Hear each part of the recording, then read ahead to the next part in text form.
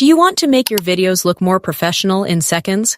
Blurring the background of your video is a powerful technique to make your subject stand out, remove distractions, and bring a clean, polished look to your footage. I'll show you 2 ways on blurring the video background, so make sure you watch this tutorial until the end. I had imported a video into my project, and let's blur the background of this video. It's pretty quick and easy. Firstly, tap on Effects. Then Video Effects right here.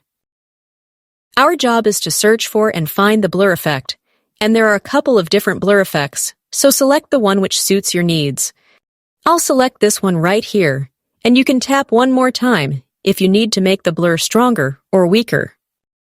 Let's then go back to our main timeline and then drag this blur effect over the whole video.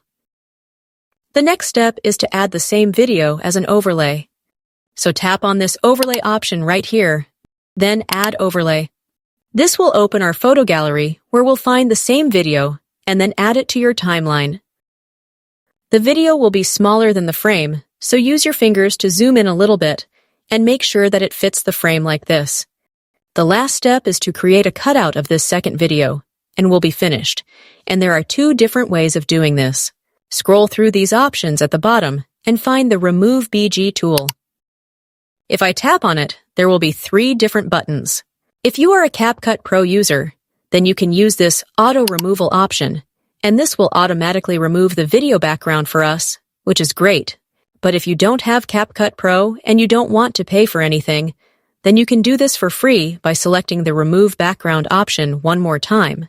Then select the Custom Removal, and CapCut will give us a brush where we need to make the selection manually with our finger. So just take your time here and select the person or the object. If you make a tiny mistake and brush too much, then use the eraser tool and delete that part, which is the surplus.